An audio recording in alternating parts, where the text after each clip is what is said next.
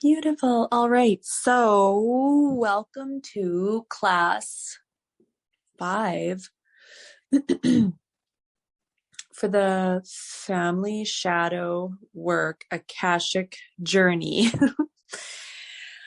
This brings us to the final and last class for this entire 5-week journey. So what we'll do is we'll just take a moment to reflect on any clarity and any shifts that have taken place.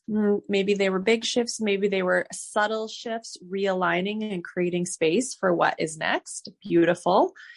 And also looking at any new ways that you're being guided, called, or asked to show up as we've untangled a lot of these energetic relationship dynamics and threads.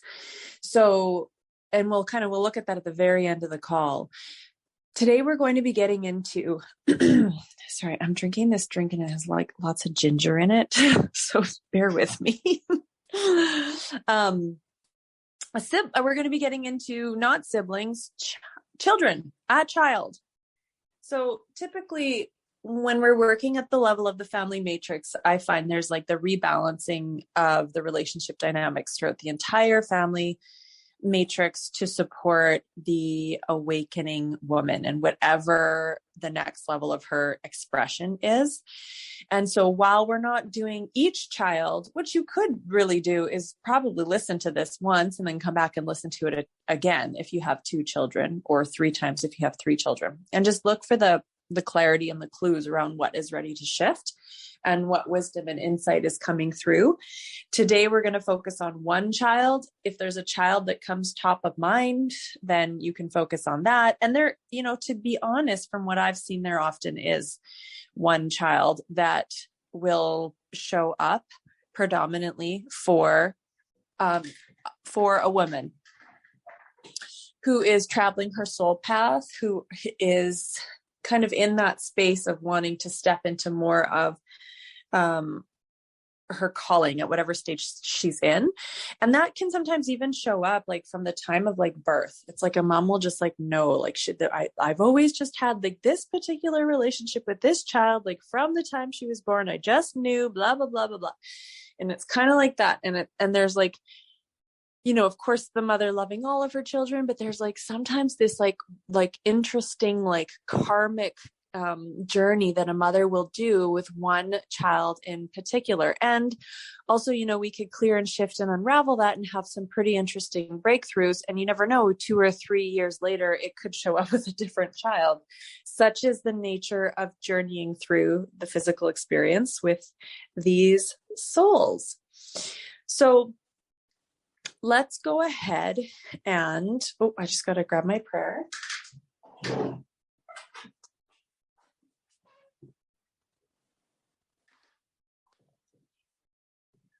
Got to grab my prayer, and let's go ahead and sink in. And then we'll just see. It's so interesting. The other thing I wanted to note too, is that when we're talking about like the family matrix, I always find it so fascinating because it's all fragments of an internal understanding of our own relationship to self, and also just different threads of what we're working out. And I see this with clients, but just as an example, there's times where my relationship with my husband will reflect my relationship with my sister, right? Or sometimes it's like my relationship, I'm like untangling just different threads with like the father dynamic that is showing up with my husband, but not always.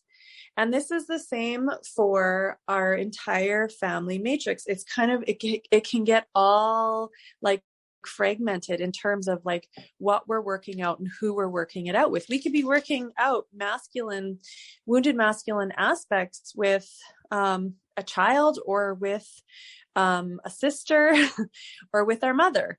So it's really interesting when you start to follow all of the threads of how this work can show up in all of its different fragments, like a prism, like of our experience. So just interesting to note how deep this work can go, and the invitation to at any point come back and go through these audios, or if one audio in particular just happens to speak to you. All right. So let's go ahead and we'll center in.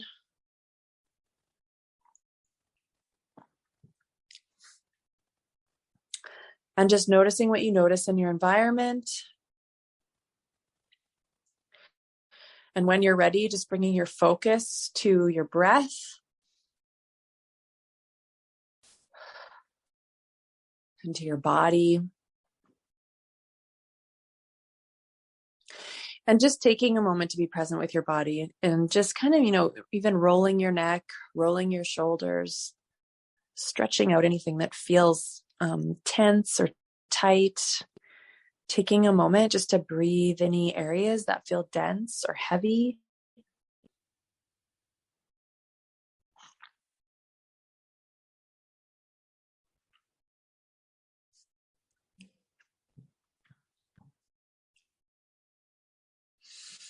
And with that, let's go ahead and take a big breath in through the nose and down into the energetic womb space. And up and out through the mouth. And we'll do that breath 2 more times, bringing it to the count of 3.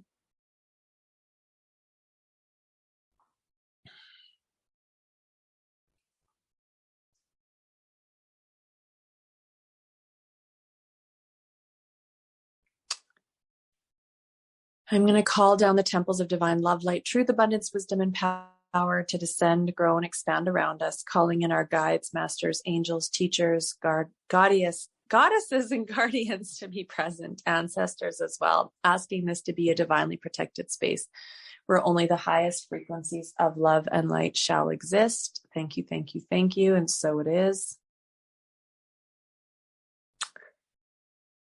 Asking this and banishing all negative influences, should there be any. And bringing our focus to the energetic womb space, seeing it fill up like a delicious green energy, seeing that green energy swish, swirl through the sacral, bringing it down through the core of the body, down through all the layers of earth and crust and soil and root and rock, right down to the core of Mother Earth.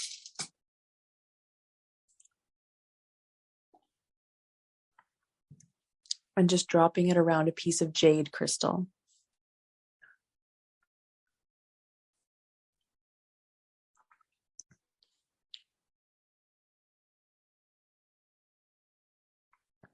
And just letting your body weight drop just a little bit more and a little bit more. And allowing yourself to just release and kind of sinking into your back body. Bringing our focus to the heart space, we'll go ahead and begin to see the magenta rose bloom open. And then from there, seeing the golden grid of the flower of life begin to expand and swirl out from the heart space located at the center of the chest.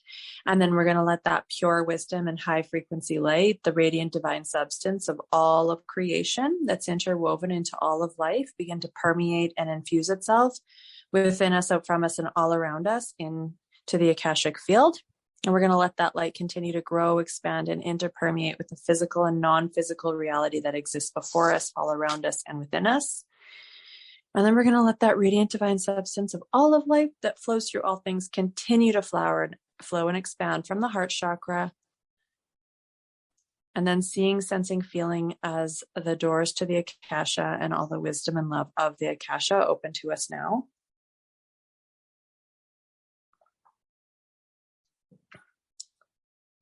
And then we're going to continue to just see, sense, feel.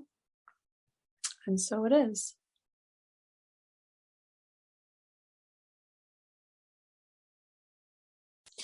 And as I'm sitting in the Akashic field, one of the things that I'm seeing is a woman kind of walking up a path.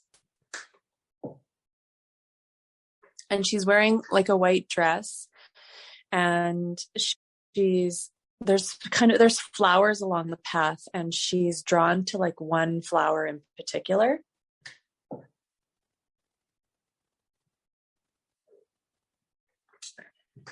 And she picks up the flower, and the flower is like this silver flower, and the flower turns into like this big, beautiful, like mirror.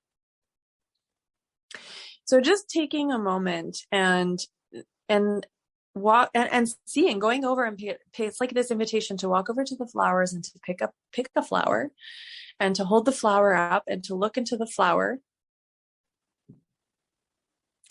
and to use it as a mirror. It turns into this big, beautiful silver mirror. And it's like this invitation to see yourself. And here's what can happen in the nature of relationship dynamics, and especially in the home, is that we can really get buried in a lot of the doing and a lot of the relationship dynamics, because they can become projections of like other people's fragments, right? Like they're projecting like the wounds of maybe their mother, like onto the exchange with us. And so what can happen over time though, is that we start to take on those projections, and then the crystal clarity of who we are gets lost in it.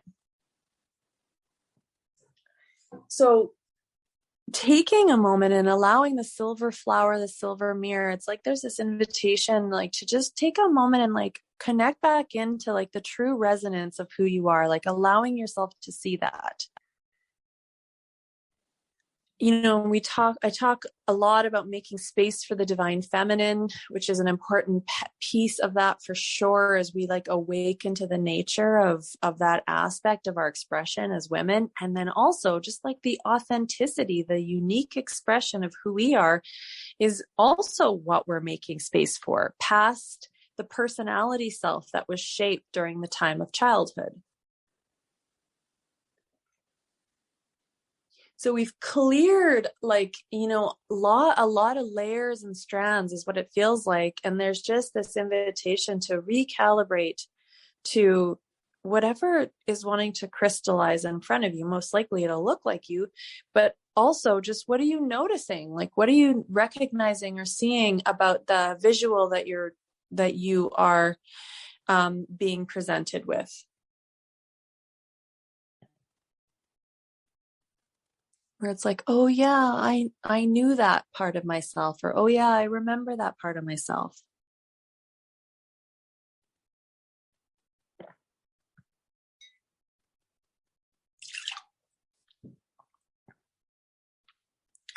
And then all of a sudden this flower mirror crystallizes into like a whole bunch of like silver sparkles. And it's just kind of like these silver sparkles just like wash over you. And they're carrying these beautiful like codes that become integrated at a cellular level. These like upgraded codes of like crystal clarity and remembering and of truth. And you're just allowing yourself to receive those codes, and they're just kind of like, I'm just seeing it like swirling around inside of you, swirling around outside of you, cleansing and clearing your energy, really just like disintegrating any layers of illusion.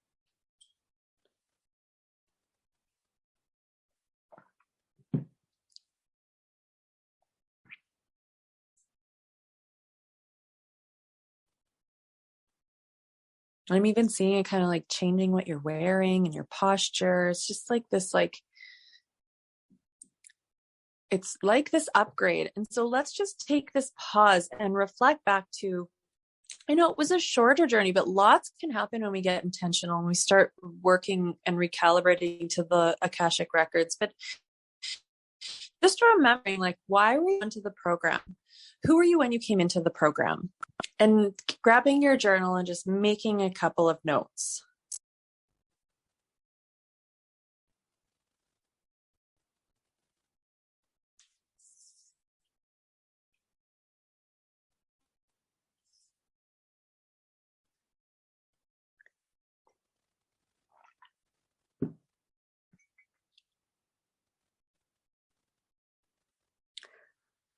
How are you feeling? What were you observing about your interaction in certain relationships?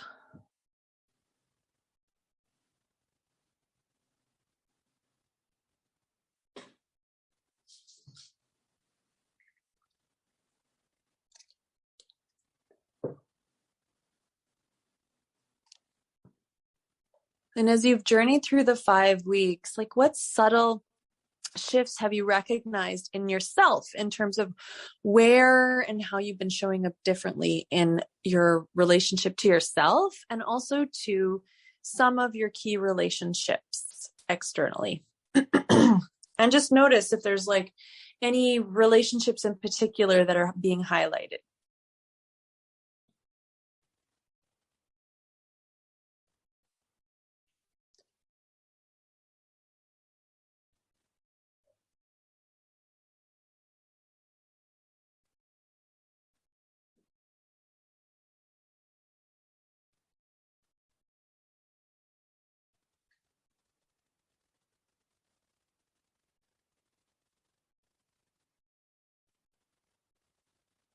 Notice where you're feeling a certain level of expansiveness or freedom or spaciousness in your relationship dynamics, and kind of bringing your awareness now up to more of this present moment experience.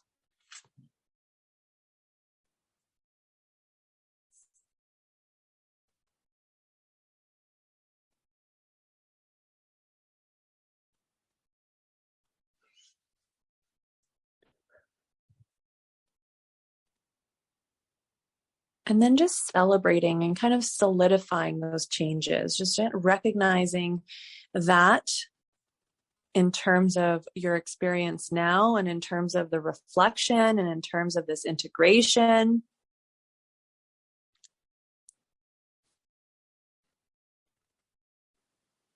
And all of this was, making this space for you and how you desire to move forward in your life, in your business, in your expression. So paying attention to where there's that invitation, what are next steps as we close out this leg of the journey?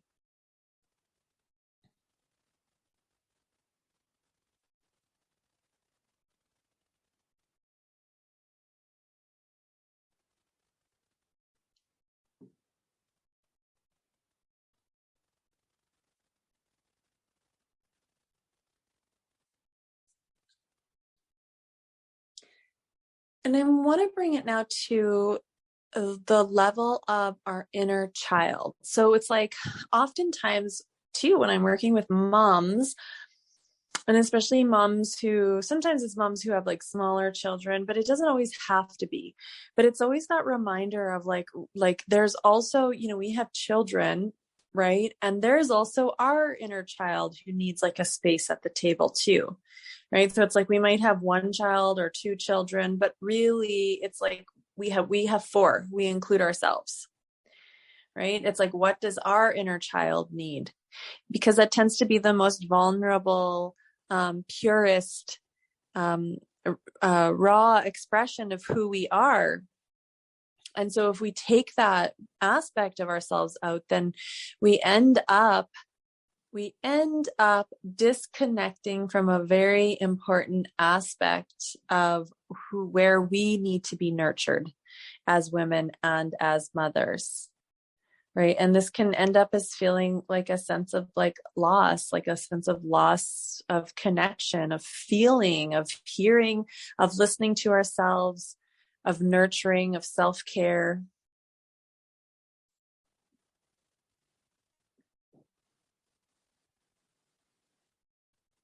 So let's go ahead and actually let's go ahead and just take a moment. And I know we've worked on this piece, but as a gentle reminder, because we'll move into some of the clearing work around our own child, but just seeing the little version of you maybe right in front of you and just like sending her love. And this is a piece we have to come back to over and over again because she's always there. She's actually like such an integral part of our inner foundation, like of our inner family constellation. And we need to be able to come back to her to maintain that foundation that carries us forward in our own leadership and for our own authentic leadership.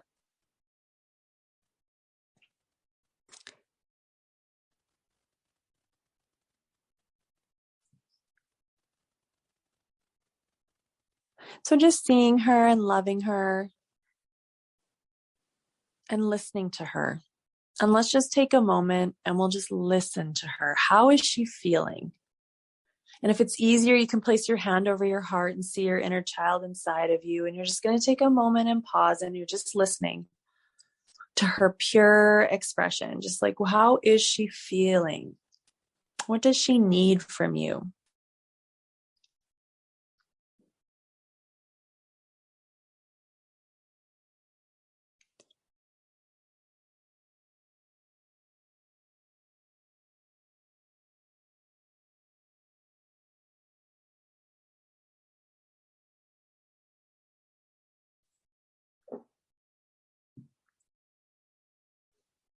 Beautiful. And we're just going to send her love, letting her know that we're there for us on this continued journey forward.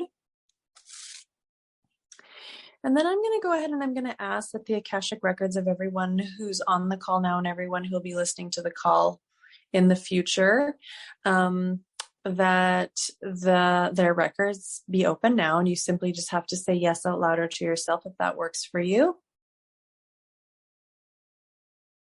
Beautiful. So today we're working with a child. So between like now mother and a child. So you're just noticing what you notice about what comes up with which child.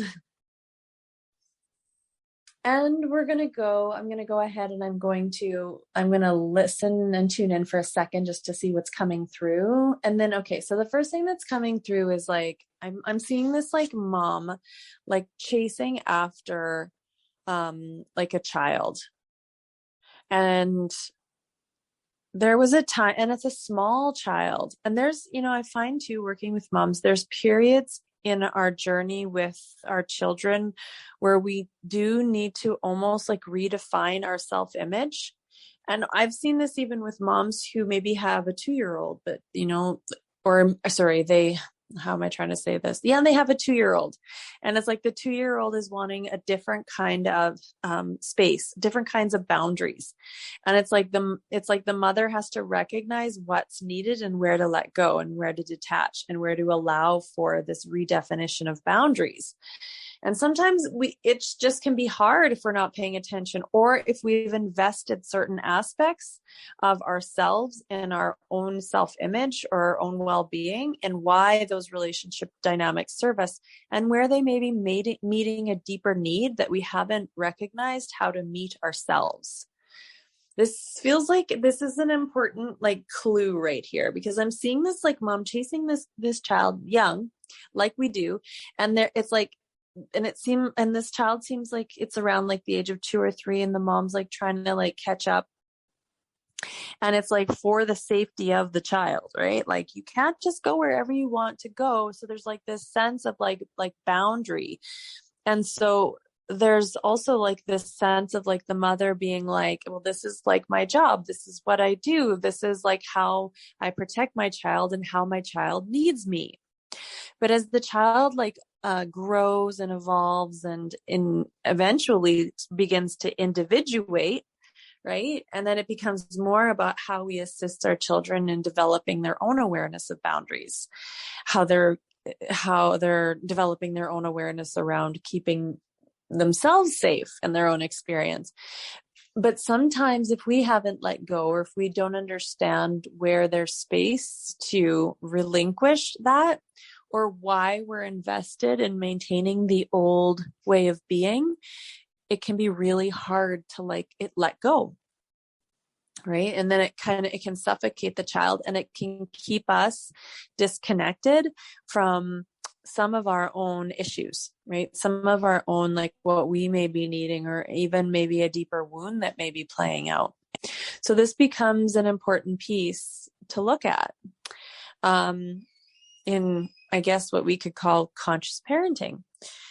And the piece that's really like getting my attention around what's coming through is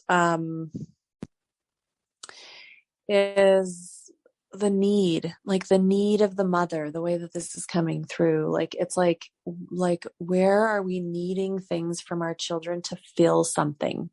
And where can we understand what we are needing, and where can we allow ourselves to meet our own need and not rely on our children to fulfill it? And this sometimes happens to when it's like, it's just floated away. I was going to say something about when moms really define themselves through the role of mother. And this will apply to everybody differently. And the role of mother is really beautiful. And there's, an element of like purpose in that for sure, especially if it's like a really big calling for you. But also it's like, what I sometimes find and what's coming through even here is where sometimes it prevents us from moving forward in our own journey, because ultimately it's like we're also sacred women with like our own desires and our own desire for fulfillment and our own desire for expression that exists outside the role of mother. And that sometimes we can look for that sense of fulfillment within the role of mother. And when this often shows up too, it's like the mother is looking for oftentimes like greater fulfillment, right? But the pattern that's still playing out is where they're still defined in that old relationship dynamic with child. So we need to kind of break that down and untangle it, right? Look at what the mother is needing so that she can let go and actually allow herself to move forward in her own expression. And then it serves the evolution of the mother and it serves the evolution of the child. Right. And then there's a new way of connecting and relating that doesn't involve the mother feeling like she's defined or there's a sense of purpose over how she's relating to or interacting with the child.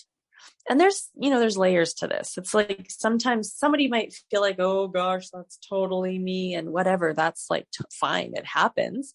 And then there could just be like, other subtle layers like, ooh, yeah, I can see where an aspect of this is playing out. So we just notice what we notice about it.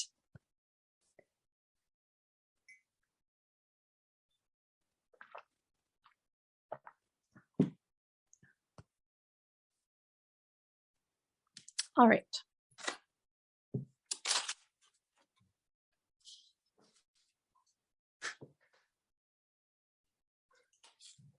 So I'm going to go ahead and I'm going to look at what is coming up for clearing, and I'm going to call this an issue, and I'm going to get the story that is most congruent with what we're collectively working through.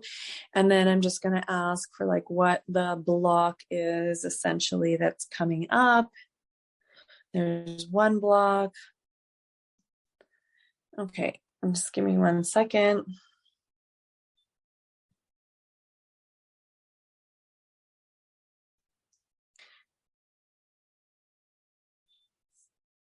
Okay, is it a contract? Okay, there we go. And then the piece that's coming through, I kind of suspected this might be coming through, is a contract. And it seems to be a protection contract. Is it a one-sided protection contract? Okay, so it's a one-sided protection contract. And what the phrase that I heard was helicopter mom. And again, I know there's probably some of you that are going to be like, oh, that's totally me. And then others will be like, oh, not really, but oh, I can see where I do that in some places. So we just notice what we notice, and none of it is wrong. It is what it is. We all have our own reasons for doing what we're doing and different parenting styles. But if you're in this space, it's like the invitation to look at like, well, maybe it worked at one point, but it's ready to shift now to make space for you. So if we go ahead and get the story, and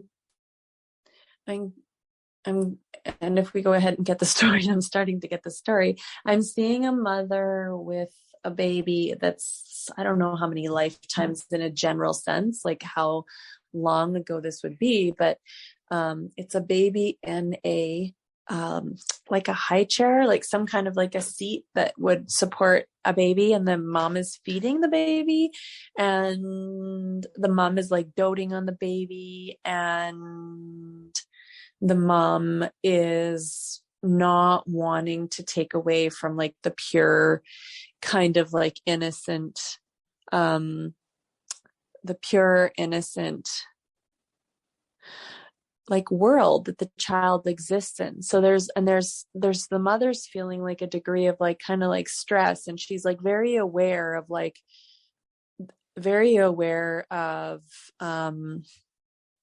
the world, right? And the stress of the world and the dangers of the world. And so she's like hyper alert at like what it requires to kind of like keep the child existing in this innocent and pure space. And it's kind of like this bubble, right? Where like the mom is on like hyper alert and not wanting anything to infiltrate the purity of the child, which is like in one part like quite beautiful, and then another part I can see the stress on the system of the mom, right? And it's inevitable that at some point the child is going to have the earthly experience where it's not always innocent and it's not always perfect. But I think the thing that's coming through though, like the stress on the mother's system, right, of like protecting the child. And I think some of that comes from the wounding of the mother, right? Like, and the trauma that's being carried forward, because I can feel it in the mother's system. Like, I don't want to have this child to have to go through what I went through. This is my job to protect the child. So then the child, you know, I'm seeing kind of like the progression of the child goes and grows and gets bigger. And, goes and grows and gets bigger. And then I'm seeing the child again, that 2-year-old stage, right? Like, oh God, the child is on the move now. And now there's like a loss of energy too for the mom, because now the child's on the move.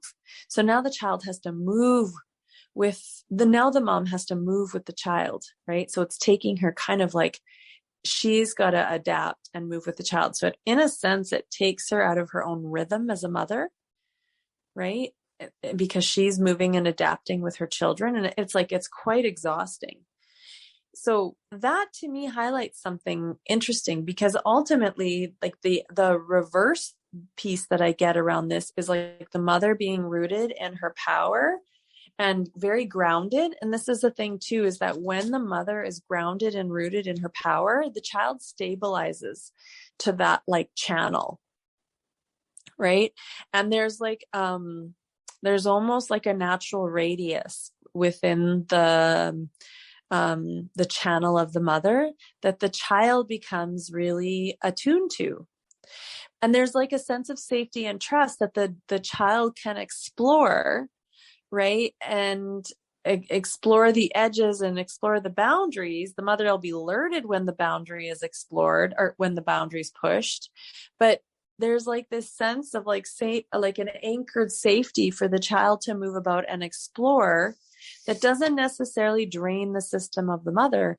And it allows the child to start to build a sense of safety and trust in the world, rather than the child feeling like it always has to be protected. So it's just interesting to notice what we notice about where this is coming up, what layer may be presented around this. The beautiful thing that I like though about this is I think with this protection contract, so a protection contract is like the need to protect another person without even necessarily knowing why. So something in a past experience would have happened and we felt like it was our fault. And then we felt this like deep need. It becomes like a contract with another soul to protect them, like no matter what. And I just heard like helicopter parent again, which I don't know. I would not normally even use that term. So it's interesting, but it is what it is. And yeah. And so it can be frustrating for the mother too, who maybe wants to acquire some sense of freedom and individuation in her own energy, and also to be able to drop into her own channel and into her own anchored womb presence.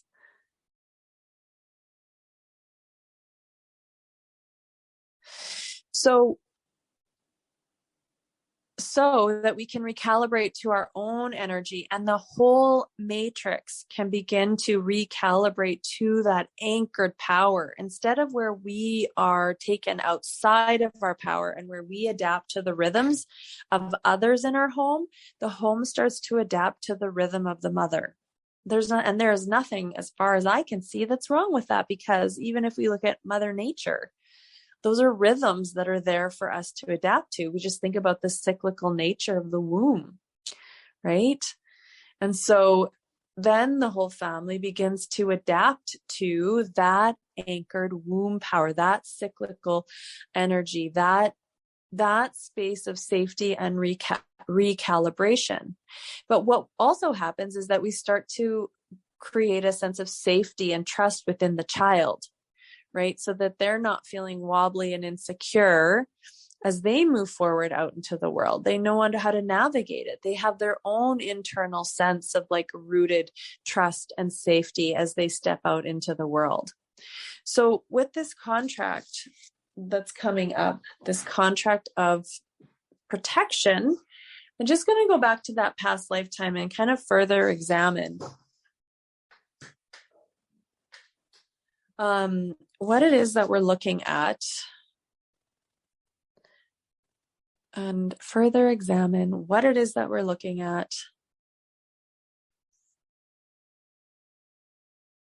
So the child, and where did the protection contract, like where was it actually established?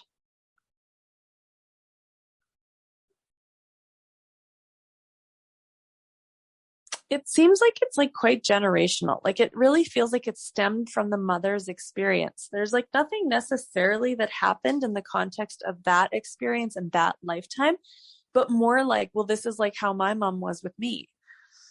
Right. And so that woman as a child never had necessarily the same, like a sense of like rooted, anchored trust, right? With like a regulated nervous system where she was like able to like let go, where she was able to anchor in, where she was able to let the child like recalibrate to her, to come to her when the child needed to lean in. Instead of having to take herself outside of herself to like adapt and respond to this child that was like all over, right? And then just kind of like moving things out of the way and constantly watching, and just the stress on the system. And so this protection contract, I think it just looks like it was created like at the time of birth. But it actually seems like it's more like passed along the lineage. And probably rooted in like an older style of like, well, I don't even know if that's right to say, but I know I can see like a lot of this in my own, like my aunties too, like and how they were raised. But like, even if I look at like my grandpa too, he was, like he really like protected through like a lot of fear and like really watching over like the kids. So there was always that sense of like caution and danger and safety. And so, yeah. So when I say an older style of parenting, I don't know that that's necessarily true. It may be true in my experience, maybe not yours, but it's like, what would it look like or be like to approach this sense of mothering from a secure foundation? Right? That allows the family unit, that allows the child to respond and regulate to your system, which is like really how it happens. And it's so beautiful. So I'm going to go back to this protection contract, see if I can't get anything else from it. It's really not coming through. And then here's the other part too. I think here's where this protection contract came in, is that the child started to explore and learn and would fall and hurt himself or herself.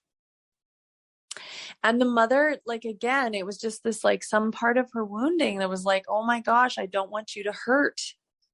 Like, I don't want you to have to hurt. But yet there's like something so beautiful. And like when a child hurts itself, and that we can be there to support the feeling process, right? To like walk a child through where there has been like upset, or where there has been hurt, or where something that was safe ended up creating this kind of a situation, so that the child can learn and adapt.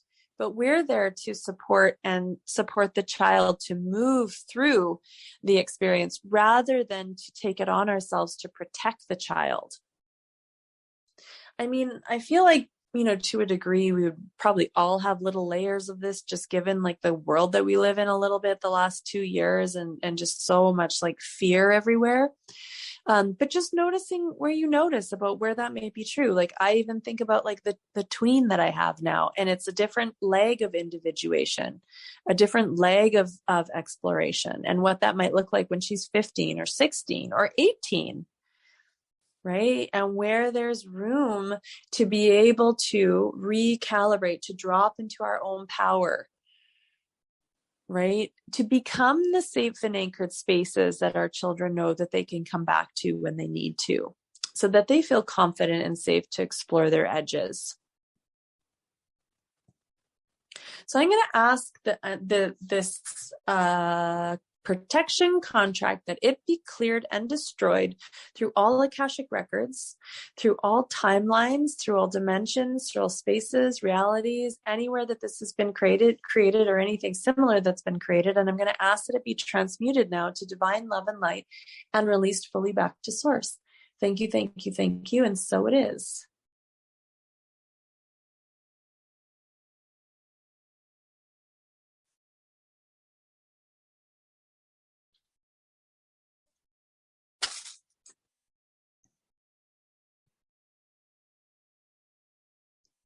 Beautiful. And then I'm going to go ahead and I'm just going to tune in again and see what else wants to come through around this. And here we are coming back to what feels like to me is a redefining of who you are as a mother. And I think that it's like we're looking at, oh, I like how this is coming together.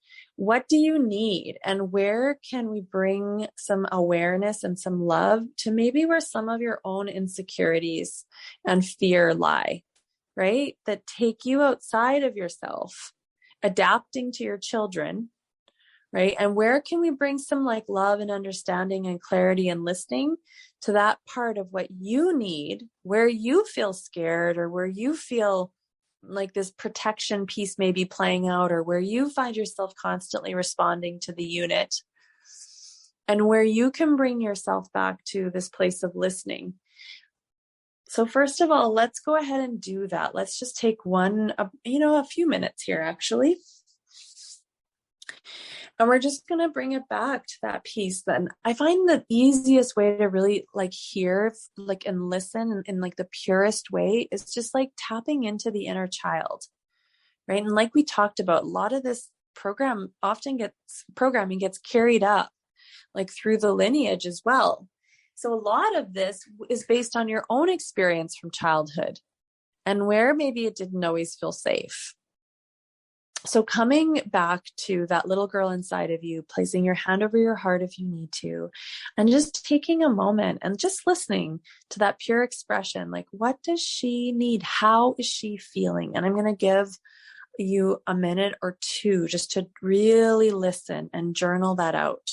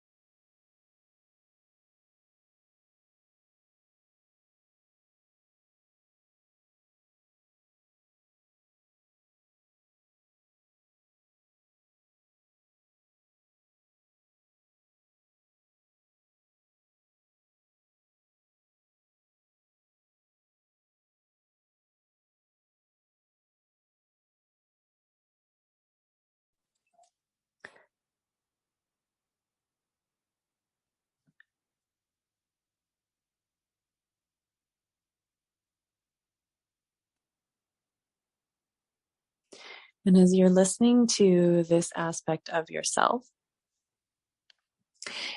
going ahead and just checking in, what does that aspect of yourself need now from you?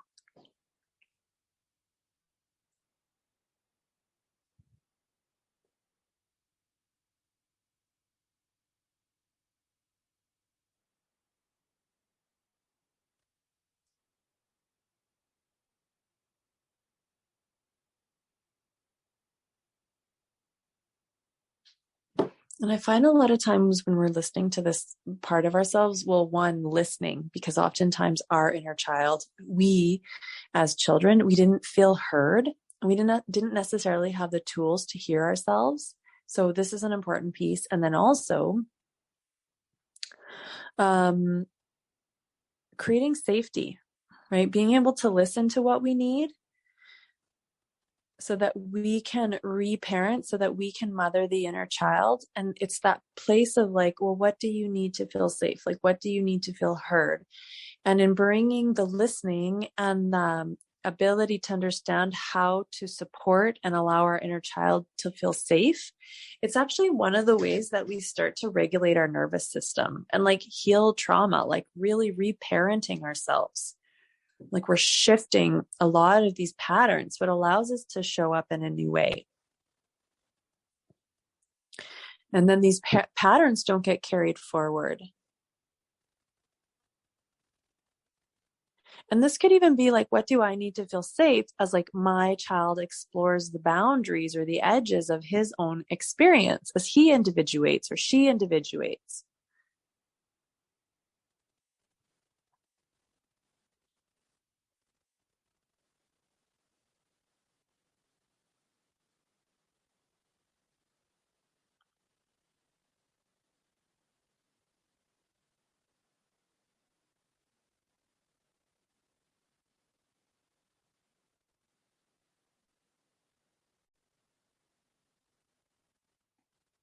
And we're going to make this step an action step, one way to move forward to honor yourself. And then I just want you to look at, there's something coming up too around this exploration of like this pattern of like where a certain pattern has kept us outside of ourselves, responding to the child, but it was based on a deeper need. So, and that's exactly what we're kind of unearthing in this space.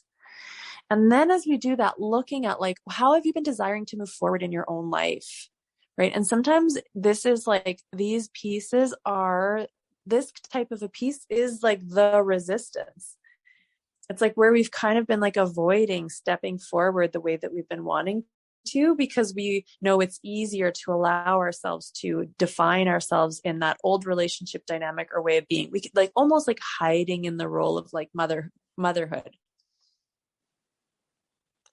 So there's two pieces. It's like, what do we need so that we can kind of let go and allow ourselves to come back home to ourselves, stabilizing our own energy, honoring ourselves, allowing ourselves to recalibrate to our own energy, to come into our own power, right? Creating a different kind of stabilized and anchoring energy in the matrix, in the home. And also, where have you been being called or guided to step forward in your own sacred, on your own sacred path, or in your own business, in your own expression?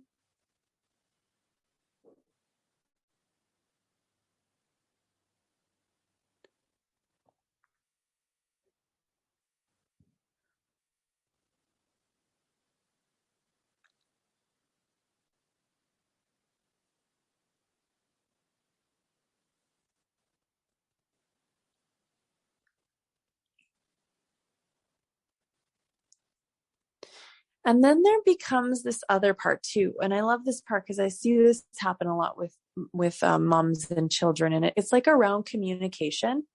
It's like instead of acting out some of the like patterns that no longer serve us, it's like we can untangle that. And there's like this new sense of like trust, and we can start to recalibrate to our own energy. We're starting to create a different experience for ourselves and our energy. we're taking this one step at a time, of course, but, and then it kind of like relinquishes like where we have been, attached to I want to say attached to the energy of the child, but like attached to the dynamic, the old pattern that we've had with the child. We can like let go of that. And instead what happens is, I feel like, the mother takes the space to like listen, right? So there's like a communication with our own inner self, our own voice, our own inner child, and we feel heard and we're meeting our own need. So we can like let go, right? We're not operating out of that old need. We can let go. We can choose ourselves. We can choose the own next steps on our own sacred path. We're hearing ourselves. So we're not responding the old way. A lot of times I find moms respond, when they haven't taken the time to hear themselves or listen to themselves. So they become reactive, or they respond reactive, I guess, rather than responding. But there's this invitation as we hear ourselves and we let go, we're coming into this new space and we're able to like take our energy and shift it and honor what we need to feel safe and choose ourselves. And we're letting go, and we're establishing a new sense of safety and stability within our own energetic system. And we can let go.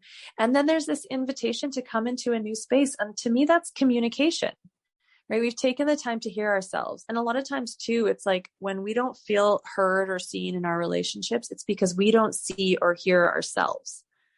So when we see and hear ourselves, it's like we don't really need that from the people in our family unit. It becomes a different type of like exchange that allows us to totally let go. Right. And it's like, then the child, it's like this invitation and this openness. And this is my sense from what's coming through, is it's like an invitation for the child to connect in, right? Like when the child needs you, right? Or when they're, coming up against different challenges, when they're feeling hurt, right? When they are feeling uncertain or scared, it's like the lines of communication are open. The energy is like anchored. Right? It's safe, it's stable. And there's like the invitation to like come into the nest, so to speak. Right? And it's like our stuff is processed, taken care of, our needs are met. We don't need anything from the child. We can just be fully present. And there's a different type of an energy that the child responds to, and an openness that the child responds to. And we can let go, and the child can move forward in their evolution as well.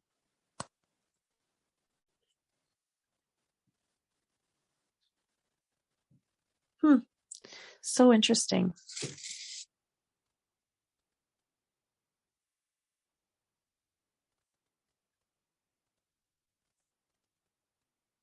So I'm also just going to ask, in the Akashic records and with Archangel Michael, and if this feels good to you, what I'm going to ask is, I'm going to ask for any cords, hooks, or energetic attachments that are running between us and any family member to now be cleared. Because I almost feel like there's an opportunity to just kind of like, as you first and foremost prioritize listening and honoring yourself and creating safety around whatever's showing up and whatever's going to honor that shifts your energy. And we want you to continue to shift your energy in the home, because it anchors the home differently and it opens up space for the next steps on your sacred path. But so there's like this, like, I find that like there's this like clarity, this clear space that wants to open up for like new beginnings. And so it's like any of these last and final kind of like threads that are running between our family members, we want to like cut them.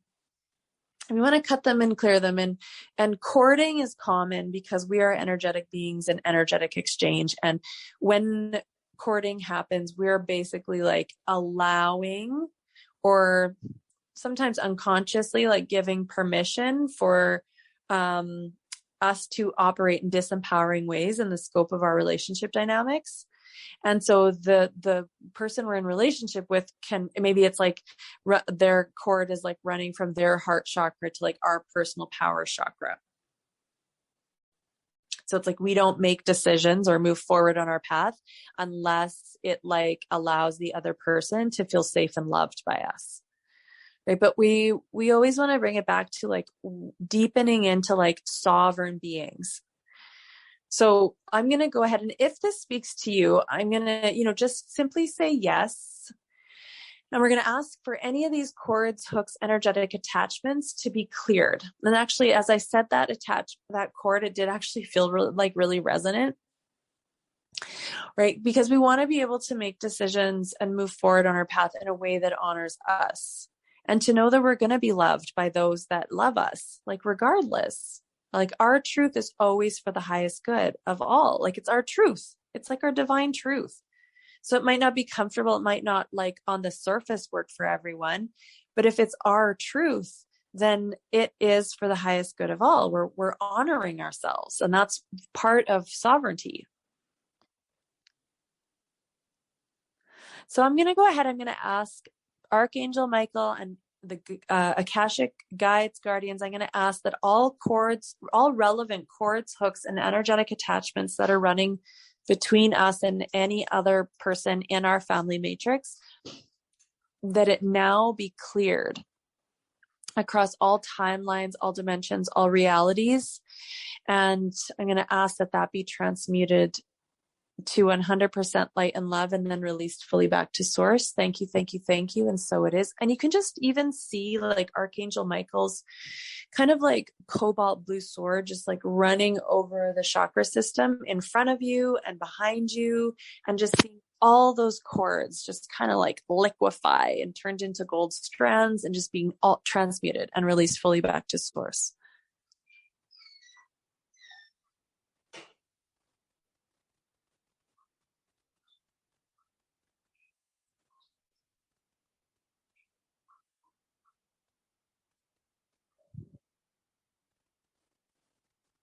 And then I'm going to ask that spheres of divine love and protection be placed around each one of us who are here today, and each one of us who will be listening in the future.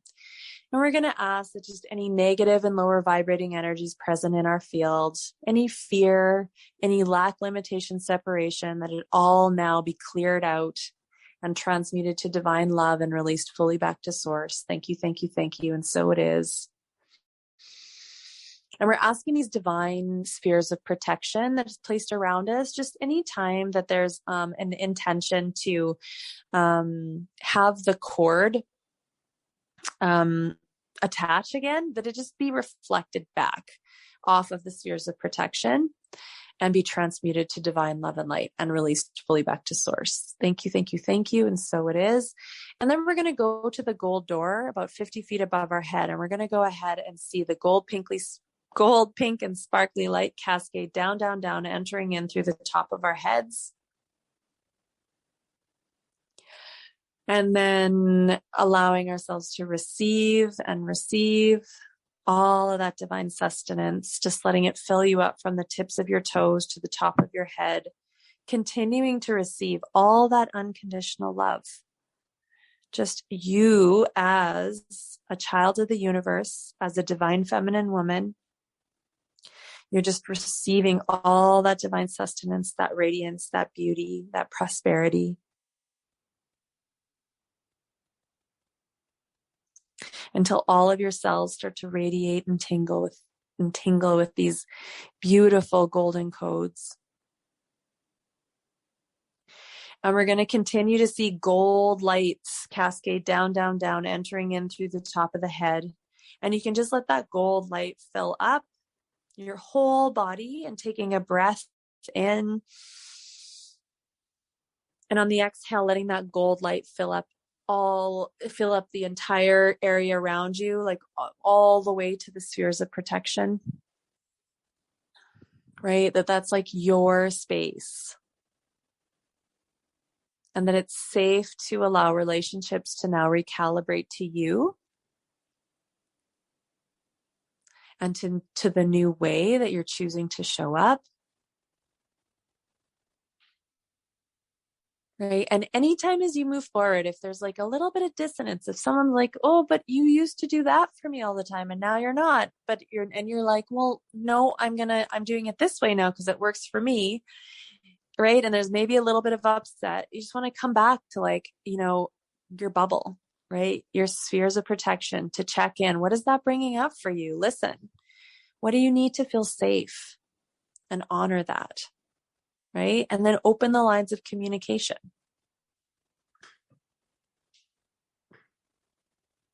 So it could be, you don't need to explain yourself, but it could be that actually doesn't work for me anymore. I'm actually asking that it be done like this, or I'm asking that I'm asking for it, like I'm asking for you to support me like this, because this is what I need moving forward, right? We're just opening up the lines of communication, or not, right? And you don't necessarily have to. And that it's knowing that it's safe to move forward, and that you choosing you and your own energy and your own sovereignty and your own anchored power is a gift, right? This is like when a woman honors herself, it feeds herself, it nourishes herself. She starts to operate from a space of fulfillment, right? From like a cup that overflows. And her presence becomes a gift in the family unit, and everything around her can recalibrate to that.